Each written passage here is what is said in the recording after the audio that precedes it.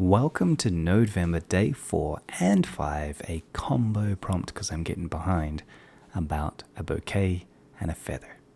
So I start with my trusty curve to strip with gizmo control shape to bring out the general shape, and then I use shaders to get this done within the hour. So I thought, how do I do this? So I bring in the mirror and I use a gradient. I thought I was going to use skew, but then I use a gradient onto the mirror to bring out the general shape of the ribs. And then I change the shape and set that up. So now I need to think about the edges of this feather. How will it follow the edges of the shape? So I thought, should I use proximity on the edges of some kind? And let's just do a basic mask shape onto the actual feather and tune it with the shapes that I already have.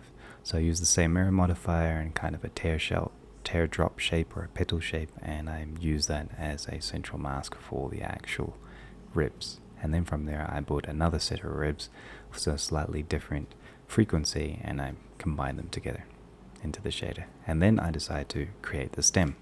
So since the strips are procedural and based on a curve, I can take the rib of the curve, select one of the points, the root point, and shift it down using the set position and kind of stylize the stem, and from there.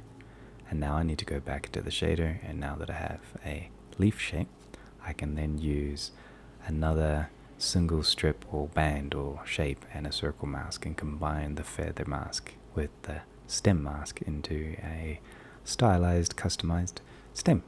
But I find difficulty combining them with the add or mix, so I decide to punch out the stem from the ribs and then combine the stem back in.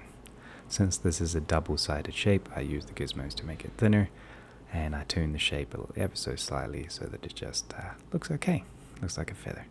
So then I bring in a rounded pyramid and the Blender 5 scatter asset, which is a good one, and I throw it in onto that feather shape and put it in with some angles and shapes and tune it, and it's all pretty simple and easy and fluffy and interesting. And then I ask the people who were watching at the time what color would they like, and they thought pink. So I use a mixed color of the pink on the shapes, and I bring that into the feather, and it starts to look okay. And then I also think, well, it kind of looks like a daisy, so I made a central part using the hexagon asset for the normals and bump and color and all of that, but that didn't quite convince me.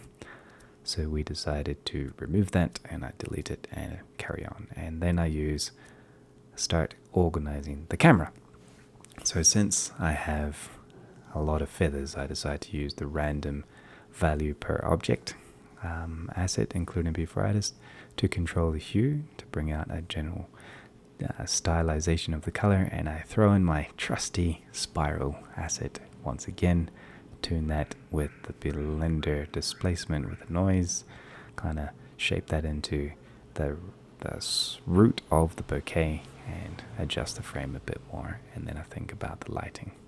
So I start with a spotlight to bring out the general shape, nice and strong, change the background, switch into it so that I can decouple the lighting from the background color with the camera ray into a mixed shader node. I throw in a blue light rim and a pink light rim on the left and right. Into the Compositor, I throw in the new vignette asset from Blender 5 and the aberration asset, and then I start to think about the bouquet material. So I use the polka dot. Since the spiral has UVs, the polka dot just goes onto it.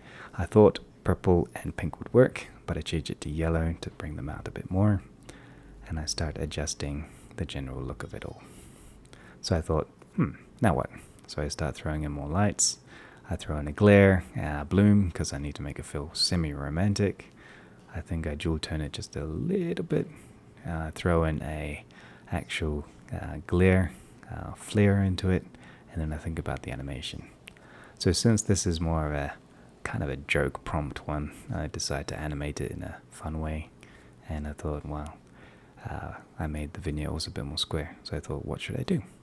So in the next part, I will be speeding this up another 5 times to set up the keyframes. And you're wondering, okay, so if this is Nodevember, why are you keyframing some of these frames? And I thought, well, how do keyframes work? It's a single float timeline that is fed into the tree, and then you define a map range or a curve to define when is the keyframe A and keyframe B. And so I thought, well, it's almost the same as setting keyframes and using the curve editor and the graph editor or the dope sheet for the same system. So I thought, well, animation is procedural to some degree, it's non-destructive, and so why not just animate it? So there it is.